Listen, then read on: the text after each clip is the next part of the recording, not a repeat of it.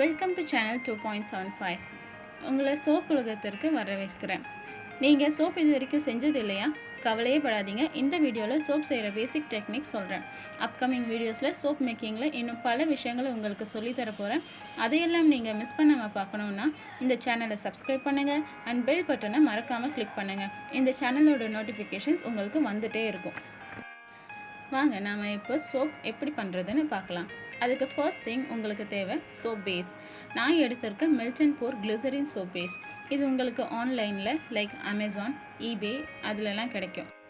அடுத்து நமக்கு தேவை சாப்பிங் யூட்டென்சில். அதுக்கு கத்தி யூஸ் பண்ணிக்கலாம். ரொம்ப சேஃப்டி பார்க்குறவங்க இந்த மாதிரி சோப் கட்டர் வாங்கி யூஸ் பண்ணிக்கலாம். அது கிராஃப்ட் ஷாப்ஸில் கிடைக்கும், இல்லைனா ஆன்லைனில் ஆர்டர் பண்ணி வாங்கிக்கலாம். அடுத்து நமக்கு தேவை ஹீட் சேஃப் கண்டெய்னர். இதில் தான் நம்ம சோப் பேஸ் போட்டு மெல்ட் பண்ண போகிறோம். மைக்ரோவேவ் அவன் யூஸ் பண்ணுறவங்க இந்த மாதிரி யூட்டென்சில் யூஸ் பண்ணிக்கலாம், இல்லைனா டபுள் பாய்லர் மெத்தட் யூஸ் பண்ணிக்கலாம். அடுத்து நமக்கு தேவை குவாலிட்டி சோப் மோல்ஸ். உங்களுக்கு எந்த மாதிரி ஷேப்பில் சோப் வேணுமோ அந்த ஷேப்பில் சோப் மோல்ஸ் நீங்கள் வாங்கி யூஸ் பண்ணிக்கலாம். அப்படி இல்லைனா இந்த மாதிரி டப்பர்வேர் கண்டெய்னர் நீங்கள் யூஸ் பண்ணிக்கலாம். இல்லைனா இந்த மாதிரி தயிர் டப்பா கூட நீங்கள் யூஸ் பண்ணிக்கலாம். ஆனால் நீங்கள் சோப் மோல்ஸ் வாங்கி யூஸ் பண்ணிங்கன்னா உங்களுக்கு ப்ரொஃபஷ்னல் லுக் உங்களுக்கு கிடைக்கும். அடுத்து நமக்கு தேவை droppers, spoon and rubbing alcohol. இது வந்து டாக்டர்ஸ் ஊசி போடுறதுக்கு முன்னாடி யூஸ் பண்ணுவாங்கள்ல, அதுதான் ரப்பிங் ஆல்கஹால். மெடிக்கல் ஷாப்ஸ்லேயே இது கிடைக்கும். கடைசியாக சோப்புக்கு வாசனைக்காக நம்ம வந்து எய்தர் ஃப்ரேக்ரன்ஸ் ஆயில் இல்லைனா எசென்ஷியல் ஆயில் யூஸ் பண்ணிக்கலாம். நான் இப்போ யூஸ் பண்ணுறது வந்து sandalwood fragrance oil. Fragrance oil and essential ஆயிலோட டிஃப்ரென்ஸ் என்னென்னா, எசென்ஷியல் ஆயில்ன்றது நேச்சுரலாக இருக்கிற பொருள்களை ப்ராசஸ் பண்ணி எடுக்கிற ஆயில். ஃபார் எக்ஸாம்பிள், ஆரஞ்சோட பீல்லேருந்து, இல்லை ஃப்ளவர்ஸோட பட்ஸ்லேருந்து, இல்லை சாண்டல்வுட்லேருந்து எடுக்கிற அந்த ஆயிலிருந்து எடுக்கக்கூடிய ஃப்ரேக்ரன்ஸை வந்து எசென்ஷியல் ஆயில் அப்படின்னு சொல்லுவாங்க. ஆனால் எல்லா நேச்சுரல் ப்ராடக்டில் இருந்தும் அதோட ஃப்ரேக்ரன்ஸை நம்மளால் பிரித்து எடுக்க முடியாது. ஃப்ரேக்ரன்ஸ் ஆயிலை பொறுத்த வரைக்கும் என்ன அப்படின்னா, நேச்சுரலாக கிடைக்கிற ஃப்ரேக்ரன்ஸாக இருக்கட்டும், இல்லை கிடைக்காத ஃப்ரேக்ரன்ஸாக இருக்கட்டும், எதையுமே சிந்தட்டிக் அரோமா கெமிக்கல்ஸை யூஸ் பண்ணி உருவாக்கிக்கலாம். எசென்ஷியல் ஆயிலை யூஸ் பண்ணுமா இல்லை ஃப்ரேக்ரன்ஸ் ஆயிலை யூஸ் பண்ணுமா அப்படின்றது அவங்களோட தனிப்பட்ட விருப்பம். சோப் செய்ய ஸ்டார்ட் பண்ணலாம். நம்மளோட இந்த சோப் பேஸை நம்ம இந்த மாதிரி சின்ன சின்னதாக கட் பண்ணிக்கலாம். 1 cubic சென்டிமீட்டரில் நம்ம இந்த மாதிரி கட் பண்ணோம் அப்படின்னா சோப் பேஸ் வந்து சீக்கிரமாக மெல்ட் ஆகும்.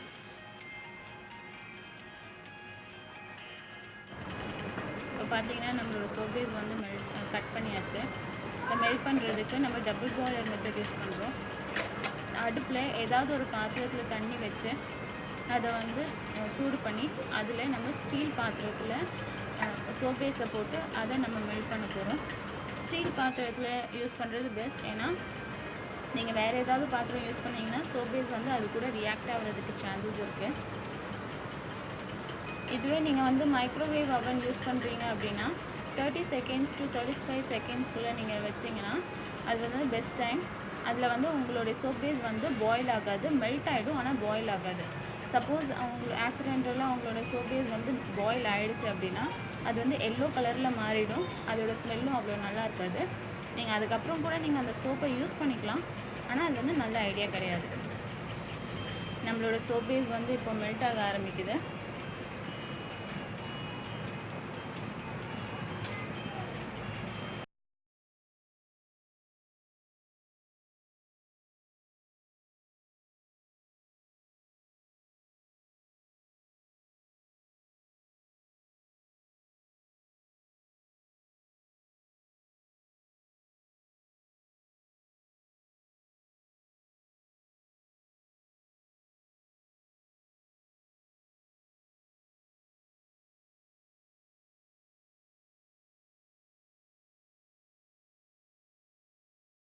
இதில் வந்து நம்ம பாயில் ஆகிறதுக்கு முன்னாடி எடுத்து தனியாக வச்சிடலாம். இது பாயில் ஆகக்கூடாது.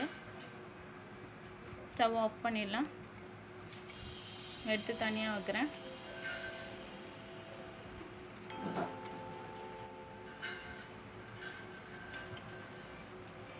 இப்போ வந்து நான் வந்து ஃப்ரேக்ரன்ஸ் ஆட் பண்ண போகிறேன்.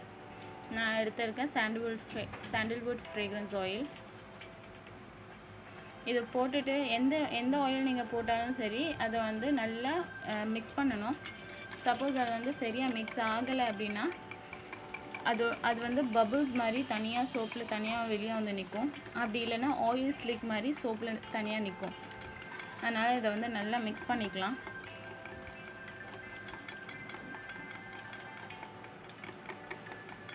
மிக்ஸ் பண்ணிவிட்டு இதை வந்து சோப் மோல்ஸில் ஊற்றிக்கலாம். நான் வந்து இந்த மாதிரி ரெக்டாங்குலர் சோப் மோல்ஸ் யூஸ் பண்ணுறேன்.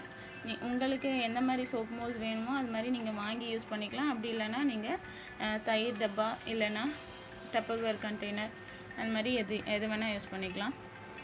இப்போ பாருங்கள், இதில் வந்து பபுள்ஸ் இருக்குது. இந்த பபுள்ஸை போக்குறதுக்கு வந்து நீங்கள் ரப்பிங் ஆல்கஹால் யூஸ் பண்ணணும், ஸ்ப்ரே பண்ணணும்.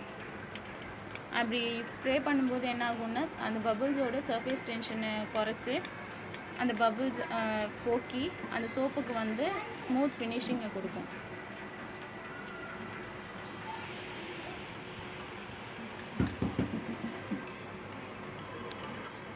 இந்த சோப் பேஸை ½ அன் ஹவர் விட்டிங்கன்னா அது வந்து ஹார்டாகிடும். ஹார்டான உடனே நீங்கள் யூஸ் பண்ணிக்கலாம். இப்போ வந்து நான் கிளிசரின் சோப் பேஸ் யூஸ் பண்ணதுனால இது வந்து டிரான்ஸ்பரண்ட்டாக இருக்குது. பார்த்தீங்கன்னா அதோட டிரான்ஸ்பரன்சி தெரியும்.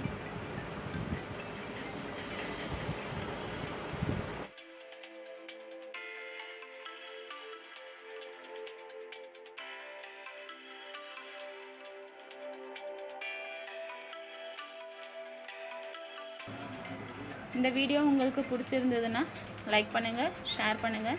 சேனல் 2.75 சப்ஸ்கிரைப் பண்ணுங்கள். தேங்க்ஸ் ஃபார் வாட்சிங் திஸ் வீடியோ.